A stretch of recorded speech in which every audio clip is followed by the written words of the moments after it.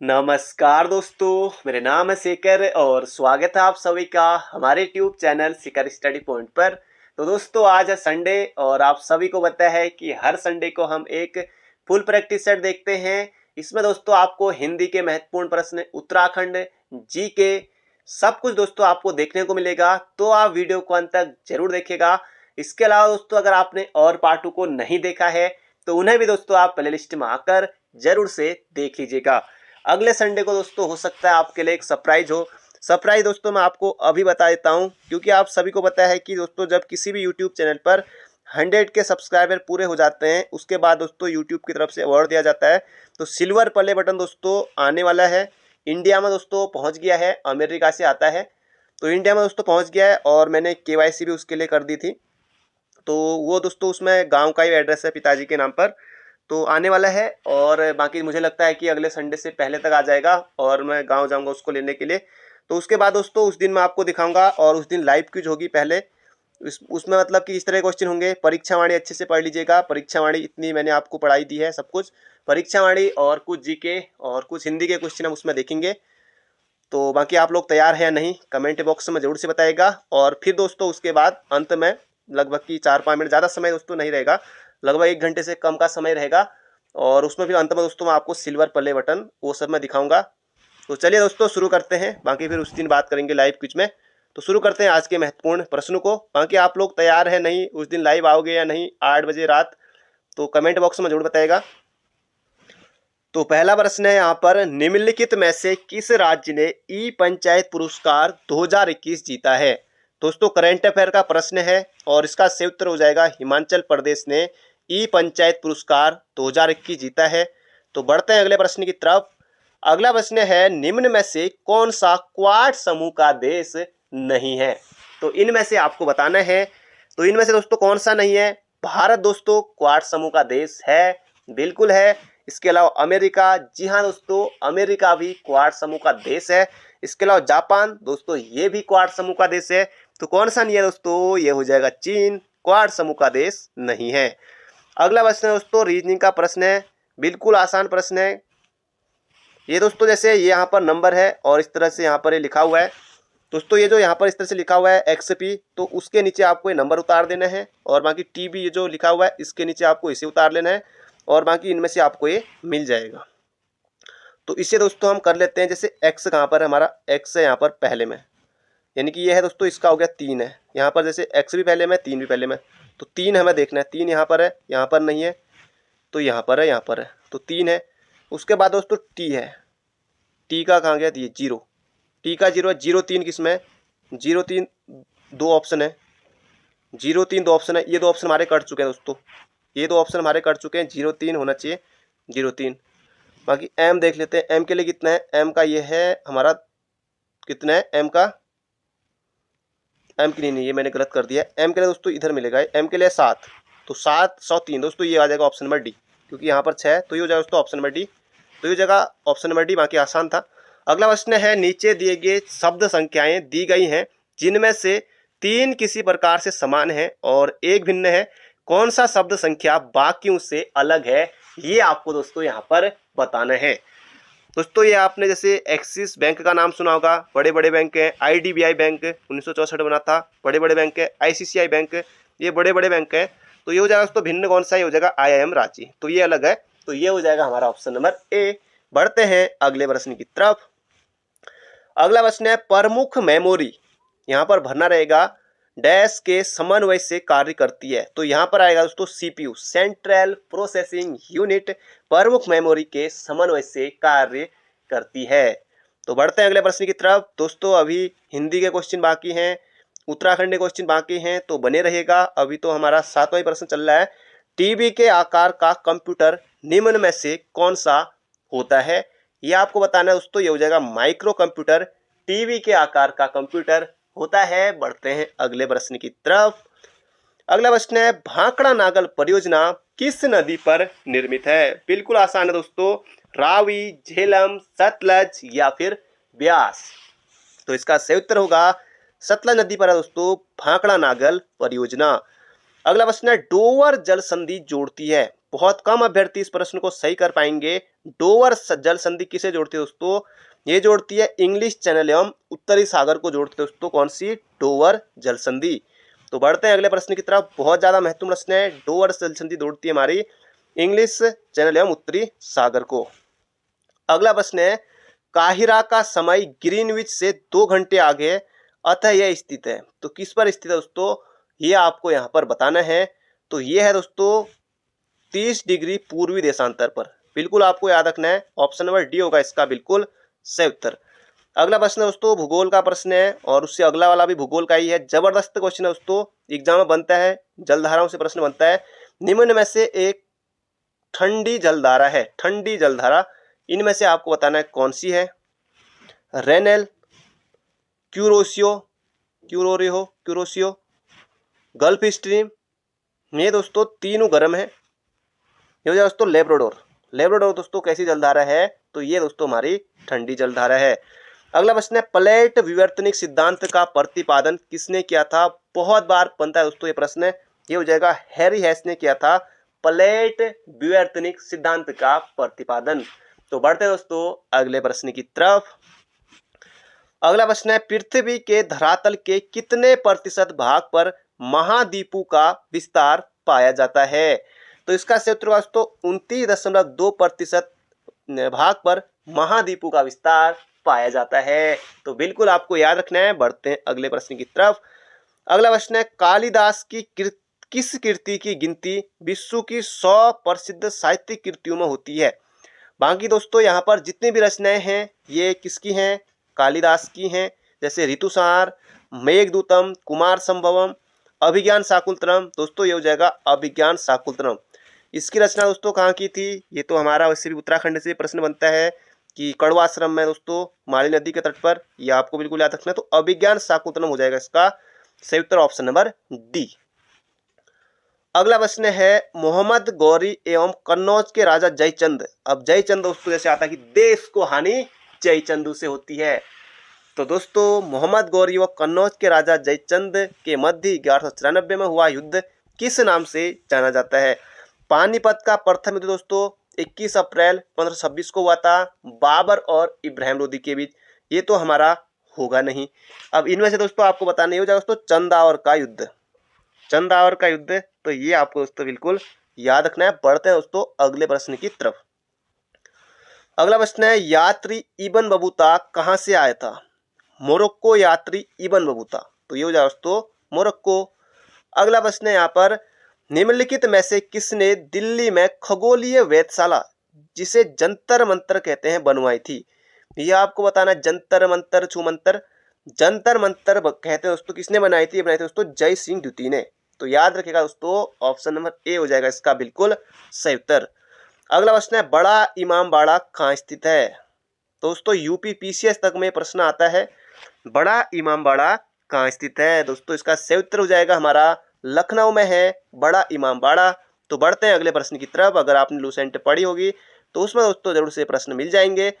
अगला प्रश्न है, खिलाफत आंदोलन का आरंभ किया था? जबरदस्त क्वेश्चन दोस्तों। खिलाफत आंदोलन का अली बंधु ने। अली बंधु कौन हुए? शौकत अली, मोहम्मद अली, अली बंधु। दोस्तों ये हो जाएगा हमारा ऑप्शन नंबर सी। अगला प्रश्न है, सैडलर आयोग का संबंध किससे था? जबरदस्त क्वेश्चन है दोस्तों, बार बार एग्जाम में बनता है। सैडलर आयोग का संबंध किससे था दोस्तों? ये हो जाएगा शिक्षा से। तो ऑप्शन नंबर सी हो जाएगा इसका बिल्कुल सही उत्तर। अगला प्रश्न है, निम्नलिखित में से सबसे बाद में क्या हुआ? जबरदस्त क्वेश्चन है दोस्तों।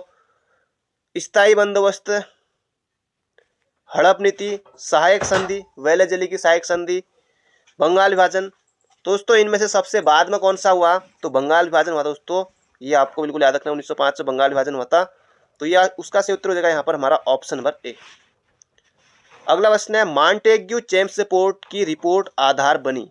तो ये आपको यहाँ पर बताना है कौन सी? भारत सरकार अधिनियम 1919, ना कि 1909, क्योंकि गलती करते हैं कई अभ्यर्थी। मार्ले मिंटो आएगा दोस्तों, कब आएगा?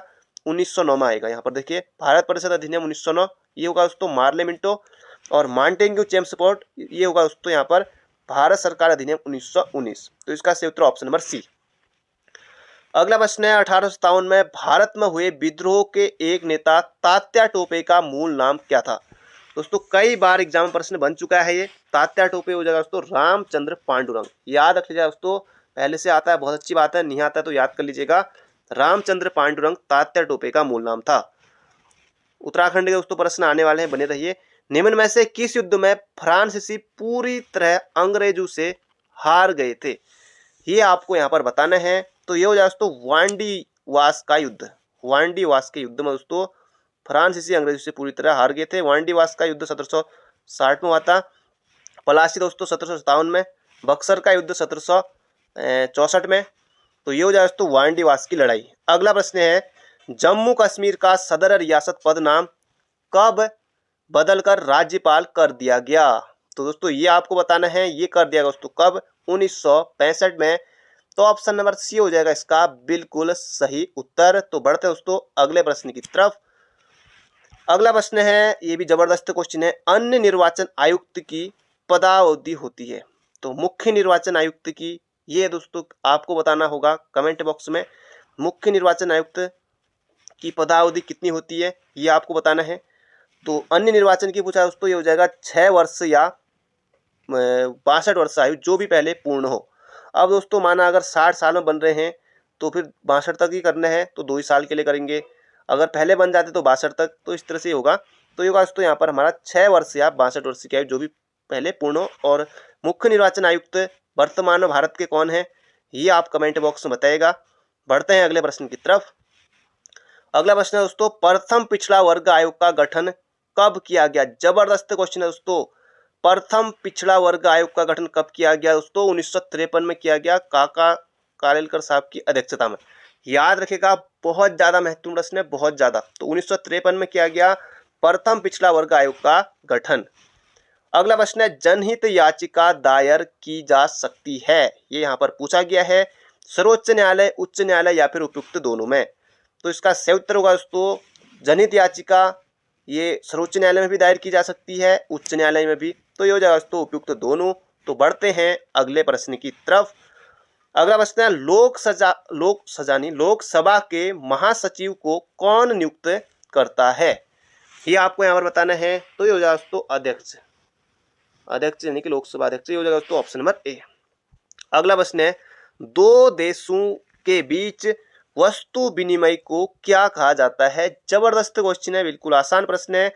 व्यापार शेष, द्विपक्षीय व्यापार, बहुपक्षीय व्यापार या फिर व्यापार परिमाण?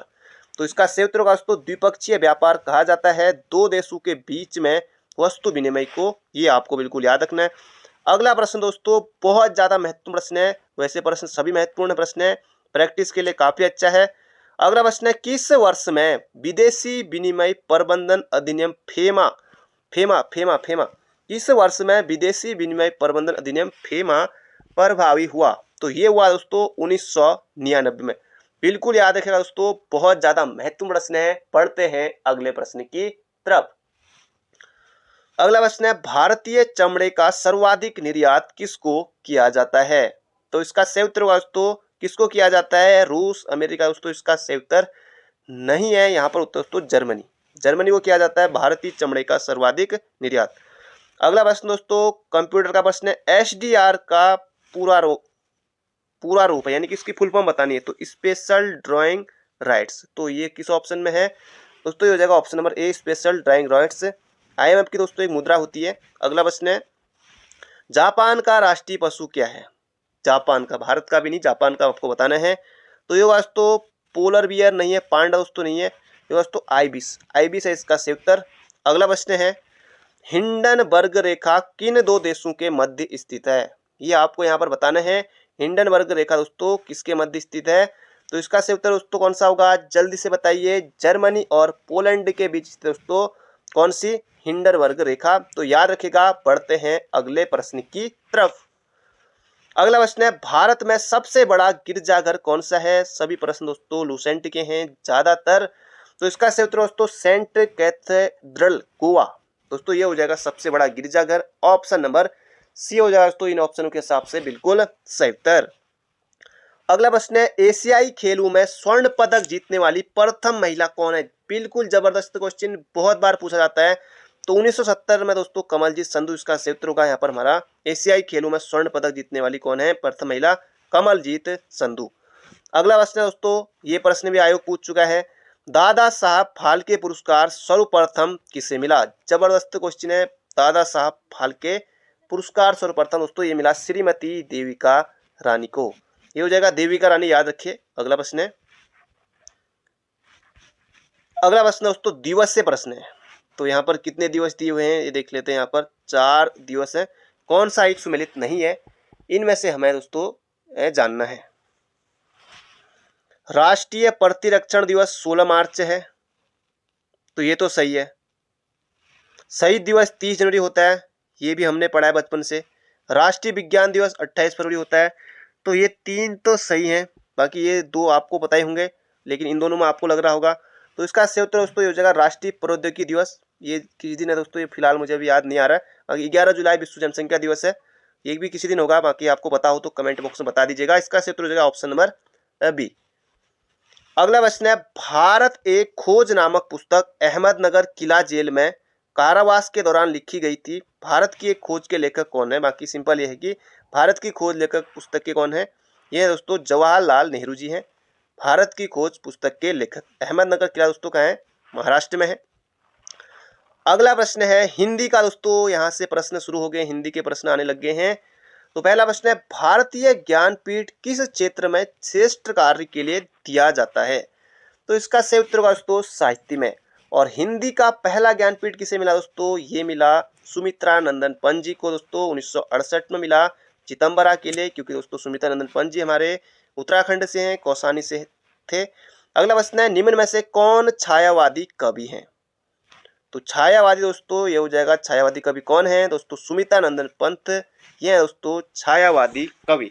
बिल्कुल आपको याद रखना है। और छायावादी जैसे दोस्तों कौन, महादेवी वर्मा, जयशंकर प्रसाद, सूर्यकांत त्रिपाठी निराला, तो ये सब भी दोस्तों छायावादी कवि हैं। अगला प्रश्न है, पृथ्वीराज रासो किस काल की रचना है। पृथ्वीराज रासो चंद्रबरदाई किस काल की रचना दोस्तों, ये हो जाएगा आदिकाल की। तो ये हो जाएगा ऑप्शन नंबर बी। अगला प्रश्न है, निम्न में से कौन सा प्रबंध काव्य है। एक कंठ बिस्पाई, आंसू आंसू, लहर, झरना, कामिनी, ये तो प्रसाद की है। रामचरितमानस, यह है दोस्तों गोस्वामी तुलसीदास की अवधि में लिखी गई है, और इसका सही उत्तर भी दोस्तों रामचरितमानस ही है। ये दोस्तों पूरा रामचरितमानस एक ही साथ लिखा हुआ है मिला के। बाकी वर्तनी में आएगा तो गलती मत करिएगा, क्योंकि कई बार इस तरह से कहीं रामचरित अलग अलग लिखा हुआ टुकड़े टुकड़ों में, तो याद रखिएगा एक ही तरह से ये लिखा जाता है। बाकी अवधि भाषा में है और तुलसीदास की है, ये भी आपको याद रखना है। अगला है, निम्न में से किस वाक्य में अकर्मक क्रिया है। अकर्मक क्रिया, ये आपको जिसमें कर्म नहीं है। देख लेते हैं कौन से में दोस्तों अकर्मक। मैं बालक को जगवाता हूं, प्रेरणार्थक क्रिया है। राम लिखता है, अकर्मक है, लेकिन राम पत्र लिखता है तो सकर्मक है। मदन गोपाल को हंसा रहा है, मदन का और कोई काम नहीं है, गोपाल को हंसा रहा है, ये भी दोस्तों ठीक है। इसका उत्तर होगा दोस्तों गेहूं पीस रहा है, ये हो जाएगा दोस्तों अकर्मक। ऑप्शन नंबर सी हो जाएगा इसका बिल्कुल ही सही उत्तर। अगला प्रश्न है, किस वाक्य में क्रिया सामान्य भूतकाल में है। जबरदस्त क्वेश्चन है दोस्तों, ये आपको बताना है। उसने पुस्तक पढ़ी थी, सामान्य भूतकाल पूछा दोस्तों, ये तो पूर्ण हो गया है। उसने पुस्तक पढ़ी होगी, उसने पुस्तक पढ़ी है, ये भी नहीं। उसने पुस्तक पढ़ी, सामान्य भूतकाल, यही है हमारा ऑप्शन नंबर बी। अगला प्रश्न है, निम्न में से कौन सा शब्द व्यक्तिवाचक है। व्यक्तिवाचक, अब दोस्तों जैसे गाय है, गायों की दोस्तों सारी जाति आ गई, कजरी गाय, बद्री गाय, जो भी गाय हैं, जर्सी गाय। लड़का दोस्तों, अब लड़कों की भी सारी जाति आ गई। पहाड़, अब पहाड़ भी सारे आगे हमारे, कौन से पहाड़, जो भी पहाड़ है हमारे, जो भी ये भी सभी पहाड़ जाति हो गए। दोस्तों व्यक्ति यमुना, तो यमुना हो जाएगा व्यक्तिवाचक। अगला प्रश्न है, जिजीविषा। जिजीविषा दोस्तों जीवन जीने की इच्छा, जिजीविषा हमें लिखना, ये दोस्तों शुद्ध लिखना है, ये गलत है। जी जी जी जी ये भी गलत है, जिजीविषा ये भी गलत। तो दोस्तों ऑप्शन नंबर ए बिल्कुल सही उत्तर है, ऑप्शन हटाकर आप कर सकते हैं। अगला प्रश्न है, निम्न में से कौन सा शब्द सदा स्त्रीलिंग वाला है। पक्षी दोस्तों क्या है, पक्षी दोस्तों पुल्लिंग है, पक्षी क्या है, पुल्लिंग है। बाज क्या है, पुल्लिंग है। गेंडा, गेंडा पुल्लिंग है। मकड़ी, मकड़ी दोस्तों स्त्रीलिंग है, ये याद रखिएगा, मकड़ी, मकड़ी का जाल।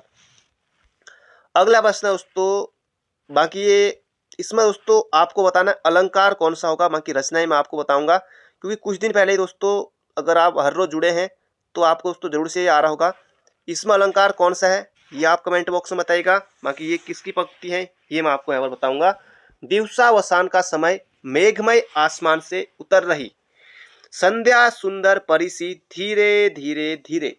इसमें दोस्तों कौन सा है, तो ये हो जाएगा, तो सॉरी अलंकार तो आपको बताना है, रचनाकार कौन है दोस्तों, ये हो जाएगा सूर्यकांत त्रिपाठी निराला। तो ये आपको बिल्कुल याद रखना है दोस्तों। बढ़ते हैं अगले प्रश्न की तरफ। तो 50 क्वेश्चन दोस्तों हमारे पूरे हो गए हैं, 50 और बचे हैं, तो अंत तक बने रहेगा। अभी तक आपने लाइक नहीं किया है तो एक लाइक आपको जरूर से करने हैं। अगला प्रश्न, तेल देखो तेल की धार देखो का अर्थ है गजब गजब गजब। तेल देखो तेल की धार देखो, तेल की धार देखकर तेल का रूप परीक्षण करना ऐसा हो नहीं सकता, काम करते समय उसकी पहचान नहीं, लापरवाही से नुकसानी भी नहीं। दोस्तों ये हो जाएगा रुख पहचानना।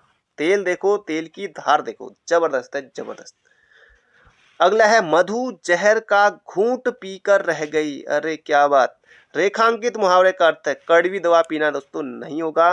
अपमानित करना या फिर क्रोध को नियंत्रित करना या फिर व्यंग सहना। जल्दी से बताइए आप एग्जाम में होते क्या करते हैं दोस्तों, क्रोध को नियंत्रित करना, अपमान का घूंट पीना, क्रोध को नियंत्रित करना। दोस्तों ये हो जाएगा ऑप्शन नंबर ए, मधु जहर का घूंट पीकर रहेगी। अगला प्रश्न है जो पूजा के योग्य हो, अब उससे क्या कहेंगे दोस्तों, पूजनीय पूजनीय पूज्य। जल्दी बताइए जल्दी बताइए। जिन्होंने ऑप्शन नंबर ए वर्तनी में गलत है, ये जिन्होंने उत्तर दिया बिल्कुल गलत है, ये दोस्तों पूज्य, ऑप्शन नंबर डी। अगला प्रश्न है विपत्ति जब आती है, नहीं नहीं ज्यादा हो रहा है, विपत्ति का विलोम शब्द है, विपत्ति का विलोम शब्द है। विपत्ति का दोस्तों आपत्ति नहीं होगा, हर्ष का विषाद, दोस्तों ये हो जाएगा यहाँ पर संपत्ति। विपत्ति का दोस्तों विलोम शब्द होगा क्या, ऑप्शन नंबर डी संपत्ति। अगला प्रश्न है संधि विच्छेद का, यहाँ पर प्रश्न है संधि विच्छेद। विश्वामित्र विश्वामित्र विश्वामित्र का संधि विच्छेद विश्वधन मित्र, विश्वा नहीं होगा विश्वधन मित्र, ऑप्शन नंबर बी में है। ये विसर्ग में दिया, ये भी नहीं होगा दोस्तों, विश्वामित्र विश्वधन मित्र, ऑप्शन नंबर बी। अगला प्रश्न है कौन सा शब्द उपसर्ग आचार शब्द से पूर्व लगने पर उसका अर्थ जुल्म हो जाता है, जुल्म। अतिचार, दुराचार, निराचार, अनचार। अनचार में तो वैसे मजा नहीं आ रहा है। अतिचार दोस्तों ये हो जाएगा अतिधन आचार अत्याचार, ये हो जाएगा दोस्तों यहाँ पर हमारा ऑप्शन नंबर ए। अगला प्रश्न है मरकट, मरकट ये हो जाएगा दोस्तों बंदर का होता है, मरकट बंदर, कर मरकट बंदर कपि ये होता है दोस्तों, इसका सही उत्तर ऑप्शन नंबर ए। अगला प्रश्न है निम्न वाक्यों में से किस वाक्य में सर्वनाम का अशुद्ध प्रयोग हुआ है। आप इसको पढ़ेंगे वैसे उत्तर निकल जाएगा, कोई दिक्कत दोस्तों नहीं होगी। आपके आग्रह पर मैं दिल्ली जा सकता हूँ, बिल्कुल अगर आप कहेंगे जरूर जाऊंगा। वह स्वयं यहाँ नहीं आनी चाहती, वह स्वयं यहाँ नहीं आना चाहती, ठीक है। मुझे इस बैठक की सूचना नहीं थी, दे देते। मैं तेरे को एक मोबाइल दूंगा, दोस्तों ये देखिए मैं तेरे को, ये अटपटा लग रहा है ना, तो ये हो जाएगा दोस्तों इसमें अशुद्ध सर्वनाम है। मैं तुझे एक मोबाइल दूंगा, तेरे को, मेरे को, इस तरह के जहां पर भी आपको दिखे सब गलत होंगे। अगला प्रश्न है पुरुषकृत में उपसर्ग है, पुरुषकृत में उपसर्ग है दोस्तों, पुरस नहीं, पुरा नहीं, पूर्ण नहीं, दोस्तों ये हो जाएगा पुरा। विसर्ग संधि बनेगी इसमें, विसर्ग याद रखिएगा, संधि भी आती है। अगला प्रश्न है निम्नलिखित में से कौन सा वर्ण उच्चारण की दृष्टि से दंत्य नहीं है। दंती आपको बताना दोस्तों, जबरदस्त क्वेश्चन है। दंती सौ, तो वर्ग तो पूरा ही है, 100 लौ भी दंती होता है, ये वाला 100, शिखर वाला 100, शेखर वाला 100, ये दोस्तों कौन सा है, ईश यज्ञ, हाँ ईश यज्ञ, हाँ दोस्तों ये हो जाएगा तालु, तालु वाला है तालु, ये दोस्तों तालु, ये वाला 100 जो है तालु होगा, शिखर वाला तो ये अलग है, बाकी ये तीनों दंती है। अब यहाँ से शुरू होते हैं दोस्तों हमारे उत्तराखंड के प्रश्न। राज्य में इंदिरा अम्बा भोजनालय की शुरुआत कब से हुई। हरीश रावत जी के समय से दोस्तों ये शुरू हुई थी, तो ये हो जाएगा 15 अगस्त 2015 से।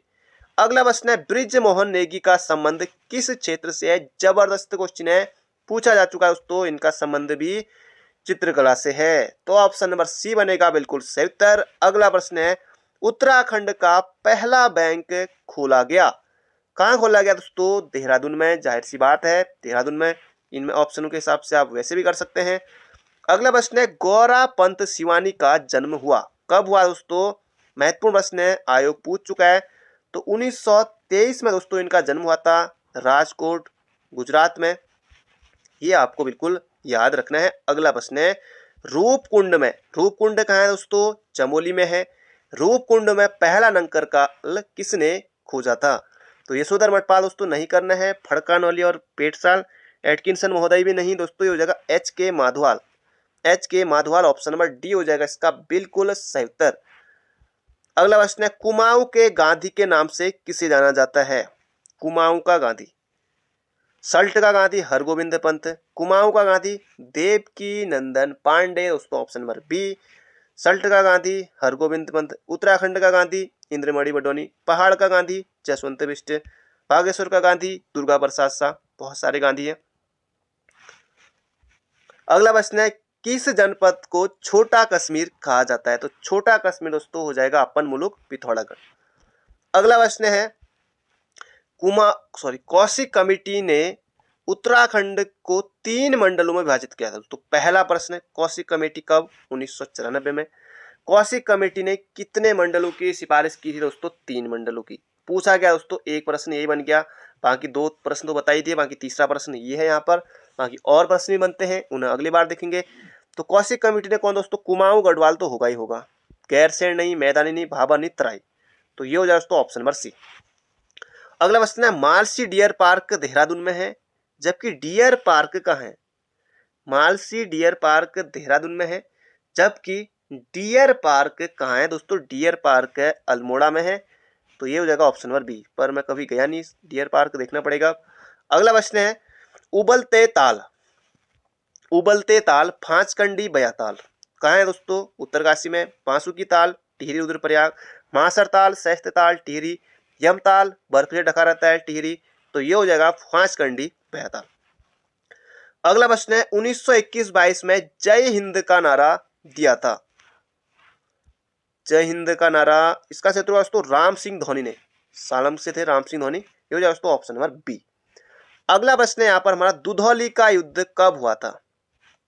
तो दुधौली का युद्ध दोस्तों हुआ था 1703 में, ज्ञानचंद और फतेह शाह के बीच हुआ दोस्तों दुधौली का युद्ध। बढ़ते अगले प्रश्न की तरफ। अगला प्रश्न है भाग कर किन पर लगाया जाता था?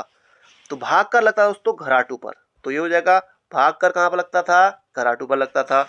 अगला प्रश्न है नंदा देवी जैव मंडल रिजर्व निम्न में से किस जिले में नहीं? अब देखिए दोस्तों, जिन जनपद की सीमा एक साथ होगी उन्हीं में तो होगा। अब देखिए, अब चमोली से लग रहा होगा कि आपको उत्तरकाशी हो सकता है, लेकिन नहीं दोस्तों, बागेश्वर चमोली पिथौरागढ़ 3 जनपदों में है। बिल्कुल दोस्तों सही है। ये दोस्तों उत्तरकाशी इसका सही उत्तर होगा, क्योंकि उत्तरकाशी में नहीं है। अगला प्रश्न है राजा वेन का किला कहाँ स्थित है? ये आपको यहाँ पर बताना है। तो राजा वेन का किला दोस्तों कहाँ है? हरिद्वार में है, हरिद्वार में है, ऑप्शन नंबर ए। अगला प्रश्न है मुख्यमंत्री हुनर योजना कब प्रारंभ हुई? मुख्यमंत्री हुनर योजना कब प्रारंभ हुई दोस्तों? ये हुई थी 2015 में। अगला प्रश्न है हिमालय का इतिहास, हिमालय का इतिहास, गढ़वाल का इतिहास, टिहरी का इतिहास, उत्तराखंड का इतिहास, इतिहासी इतिहास है। तो हिमालय का इतिहास दोस्तों परीक्षा वाणी का प्रश्न है, doctor Madan Mohan Bhatt, option number C हो जाएगा दोस्तों बिल्कुल सटीक उत्तर। अगला प्रश्न है उत्तराखंड क्रांति दल का विभाजन कब हुआ? तो ये दोस्तों 1987 में हुआ उत्तराखंड क्रांति दल यूकेडी का विभाजन। बढ़ते अगले प्रश्न की तरफ, बाकी दोस्तों डिटेल में हर रोज हम देखते ही हैं। अगला प्रश्न है किस नदी को अश्रु जल नदी मानकर उसका जल नहीं पिया जाता? अभी भी नहीं पीते वो लोग। तो कौन सी है दोस्तों? ये हो जाएगा टॉन्स, टॉन्स तमसा, टॉन्स। अगला प्रश्न है दोस्तों 80 प्रश्न पर पहुंच गए हैं, 20 प्रश्न और बचे हैं, तो अंत तक जरूर देखेगा। एक लाइक नहीं किया है तो लाइक जरूर से कर दीजिए। अगला पूर्वी धौलीगंगा नदी किस स्थान से काली में मिलती है? तवा घाट, सेरा घाट, खेला, जौलजेबी। तो सभी दोस्तों पिथौरागढ़ के ही ये स्थान यहाँ पर दे दिए गए दोस्तों। ये हो जाएगा खेला, खेला नामक स्थान है। अगला प्रश्न है राज्य में रेशम कीट पालन प्रशिक्षण केंद्र कहाँ है? तो ये दोस्तों कहाँ है? राज्य में रेशम कीट प्रशिक्षण पालन केंद्र दोस्तों देहरादून में है। अगला प्रश्न है महाभारत में किन नदियों का वर्णन जला और उपजला नाम से मिलता है? ये हो जाए दोस्तों रूपिन सुपिन, रूपिन सुपिन, रूपिन सुपिन याद रखिए, इनका नाम वर्णन मिलता है दोस्तों जला और उपजिला के नाम से। अगला प्रश्न है, खतलिंग ग्लेशियर की खोज का श्रेय जाता है बचेंद्री पाल, चंडी प्रसाद भट्ट, इंद्रमणि बडोनी या चंद्रप्रभा एतवाल। तो खतलिंग ग्लेशियर तो टिहरी में है, भिलंगना नदी का उद्गम होता है। इंद्रमणि बडोनी और सुरेंद्र सिंह पांगती को जाता है तो इसका श्रेय, इंद्रमणि बडोनी इसका सही उत्तर होगा, ऑप्शन नंबर डी। अगला प्रश्न है, उत्तराखंड संस्कृत विश्वविद्यालय स्थित है। अब हरिद्वार में तो था, पर ऑप्शन यहाँ पर आपको देखना है कहाँ, रुड़की, बहादुराबाद, रानीपुर या फिर ऋषिकेश। दोस्तों ये हो जाएगा बहादुराबाद। अगला प्रश्न है, धारसिल नामक शिलालेख कहाँ स्थित है। अनंतपाल का दोस्तों इसमें मिलता है उल्लेख। ये कहाँ है दोस्तों, धारसिल शिलालेख। तो इसका सही उत्तर हो जाएगा दोस्तों ऑप्शन नंबर ए, ऊखीमठ। ऊखी ऊ बड़ा रहेगा, ऊखीमठ। ऊखीमठ दोस्तों रुद्रप्रयाग में है। अगला, निम्न में से कौन सा भिन्न है, चयन कर लेते हैं। पावलगढ़, झिलमिल संरक्षण आरक्षित आसन बैराज, आसन मेहरुड़ी, कस्तूरी मृग अनुसंधान संस्थान, इनमें से दोस्तों कौन सा होगा। बाकी दोस्तों झिलमिल ये सभी हमारे कंजर्वेशन है दोस्तों, ये जगह मेहरुड़ी कस्तूरी मृग अनुसंधान संस्थान ये अलग है, बाकी ये सभी हमारे अलग चीज है। तो इसका उत्तर का ऑप्शन नंबर बी। अगला, पहाड़ों का राजकुमार किसे कहा जाता है। तो राजकुमार नैनीताल, रानी मसूरी, राजा चक्राता। अगला प्रश्न है, फतेह प्रकाश के रचनाकार हैं। तो इनमें से आपको बताना है फतेह प्रकाश के रचनाकार। तो इसका सही उत्तर दोस्तों रतन कवि। अगला प्रश्न है, देहरादून वन विश्वविद्यालय को किस वर्ष इंपीरियल फॉरेस्ट स्कूल नाम दिया गया। तो इनमें से दोस्तों आपको बताना है किस वर्ष दिया गया। तो ये हो जाएगा दोस्तों 1884 में। तो ऑप्शन नंबर ए हो जाएगा इसका बिल्कुल सही उत्तर। अगला प्रश्न है, त्रिवेंद्र पवार ने संसद में पत्र बम फेंका कब। कब फेंका दोस्तों, 1987 में। पढ़ते अगले प्रश्न की तरफ दोस्तों, मात्र 10 क्वेश्चन बचे हैं। अगला प्रश्न है, उत्तराखंड अल्पसंख्यक दिवस कब मनाया जाता है। 9 नवंबर को दोस्तों राज्य स्थापना दिवस होता है, आप सभी को पता है। 18 दिसंबर को दोस्तों मनाया जाता है उत्तराखंड अल्पसंख्यक दिवस। अगला प्रश्न है, निम्बर वंश का वह शासक जिसने समस्त उत्तराखंड को एक सूत्र में बांधा था। ये आपको दोस्तों यहाँ पर बताना है। ये हो जाएगा इष्टगढ़ देव ने निम्बर वंश का शासक था जिसने कि समस्त उत्तराखंड को एक सूत्र में बांधा था। अगला प्रश्न है, गन हिल मसूरी में स्थित है। एक प्रश्न दोस्तों ये बन गया कि गन हिल कहाँ है, मसूरी में है, और टैगोर हिल कहाँ है, ये आपको दोस्तों बताना है। तो इसका सही उत्तर हो जाएगा टैगोर हिल नैनीताल में है, ऑप्शन नंबर डी। अगला प्रश्न है, पांडुकेश्वर ताम्रपत्र किस भाषा में है। इस तरह के क्वेश्चन जो भी है दोस्तों आंख बंद करके आपको संस्कृत पर टिक करना है। अगला प्रश्न है, चंडी चंडी देवी मंदिर हरिद्वार में है, चंडिका माई मंदिर है, ये आपको यहाँ पर बताना है। चंडी देवी दोस्तों जो मंदिर है किस पर्वत पर है, ये आप कमेंट बॉक्स में बताएगा। चंडी पर्वत दोस्तों, चंडी देवी मंदिर किस पर्वत पर है हरिद्वार में, बिल्व नील पर्वत, ऑप्शन आपके जरूर बताएगा। बाकी चंडिका माई कहाँ पर है इसे हम देख लेते हैं। तो इसका सही उत्तर होगा दोस्तों चंडी माई, ये हो जाएगा दोस्तों चमोली में, ऑप्शन नंबर डी। अगला प्रश्न है, पहाड़ का प्रेमचंद। पहाड़ का प्रेमचंद ये हो जाएगा दोस्तों विद्यासागर नौटियाल को कहा जाता है। टिहरी की कहानियां, भैंस का कटिया, ये सब इनकी है। ये हो जाएगा विद्यासागर नौटियाल को कहा जाता है पहाड़ का प्रेमचंद। अगला प्रश्न है, पुरुषोत्तम पंत किस राजा का सेनापति था। दोस्तों इस प्रश्न को आयोग पूछ चुका है। तो रुद्रचंद का दोस्तों सेनापति था कौन, पुरुषोत्तम पंत। अगला प्रश्न है, राजमाता नेपोलिया किसकी संरक्षिका थी। नेपोलिया दोस्तों 9 से 9 आपको याद रखना होगा। दोस्तों ये हो जाएगा किसकी थी, नरेंद्र शाह की। अगला प्रश्न है, भारतीय खान ब्यूरो कहाँ है। नैनीताल, देहरादून, पौड़ी, हरिद्वार। तो भारतीय खान ब्यूरो दोस्तों कहाँ है, देहरादून में है। अगला प्रश्न है आज का हमारा आखिरी क्वेश्चन, कुली बर्दाइश क्या थी। कुली बर्दाइश, कुली बेगार, कुली बर्दाइश क्या थी। तो बिना मजदूरी का जबरन श्रम, ब्रिटिश अधिकारियों का राह दिखाने वाले, या फिर ब्रिटिश अधिकारियों को स्थानीय लोगों द्वारा दी जाने वाली निःशुल्क राजस्व व्यय। तो इसका सही उत्तर दोस्तों ऑप्शन नंबर ए हो जाएगा इसका बिल्कुल सही उत्तर, कुली बर्दाइश। तो दोस्तों ये थे आज के हमारे महत्वपूर्ण प्रश्न। बाकी मिलते हैं बहुत जल्दी एक नई वीडियो में। चैनल पर नए हो तो चैनल को सब्सक्राइब जरूर कर लीजिएगा। Thank you friend, thank you so much. अपना ध्यान रखिए, तैयारी करते रहिए। मिलते हैं बहुत जल्दी।